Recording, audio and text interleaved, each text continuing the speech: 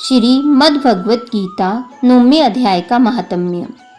भगवान विष्णु बोले कि हे लक्ष्मी, मोक्षदायी कुरुक्षेत्र में चंद्र शर्मा नाम के राजा ने जब सूर्य ग्रहण लगा तो बड़ी श्रद्धा के साथ काल पुरुष का दान करने की तैयारी की। राजा ने वेदों के ज्ञाता विद्वान ब्राह्मण और पुरोहित के साथ तीर्थ स्नान किया और वस्त्र धारण किए और लौट आया। राजा ने यथोचित विधि से भक्ति पूर्वक ब्राह्मण को काल पुरुष का दान कर दिया। तभी काल पुरुष का हृदय चीरकर उसमें से पाप चांडाल के रूप में प्रकट हुआ और कुछ ही क्षण बाद निंदा भी एक चंडाली का रूप धारण करके काल पुरुष के शरीर से प्रकट हुई।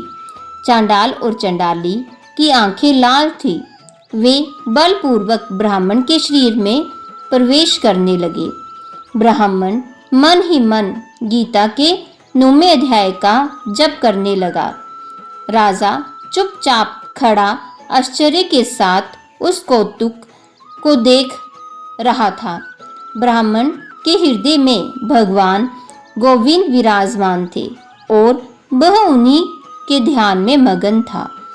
गीता के 9वें अध्याय के अक्षरों से प्रकट हुए विष्णु दूतों द्वारा पीड़ित होकर वे दोनों चंडाल चंडाली भाग गए। उस घटना को देखकर राजा के नेत्र आश्चर्य से भर उठे। उसने ब्राह्मण से पूछा कि हे ब्राह्मण श्रेष्ठ, इस महाभयंकर आपत्ति को आपने किस प्रकार दूर किया? आपने किस इष्ट देव को निमंत्रित किया था तथा किस मंत्र का जप किया था जिससे आपको मुक्ति मिली? वह दोनों चांडाल और चंडाली कौन थे? राजा के प्रश्नों के उत्तर देते हुए ब्राह्मण ने कहा कि हे राजन, चंडाल का रूप धारण करके पाप प्रकट हुआ था और चंडाली का रूप धारण करके निंदा प्रकट हुई थी। ये मेरा अनुभव कहता है। मैं उस समय गीता के 9वें अध्याय के श्लोकों का मन ही मन जप कर रहा था। उसी के प्रभाव से मेरे ऊपर आया संकट टल गया।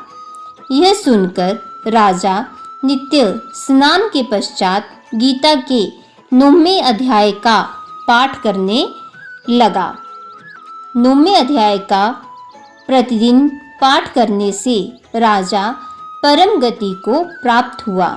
ये कथा कहने के पश्चात भगवान विष्णु ने कहा कि हे लक्ष्मी, गीता के 9वें अध्याय का पाठ करने से प्राणी विकट से विकट संकट का सामना करने में भी सक्षम हो जाता है और अंततः मोक्ष की प्राप्ति करता है।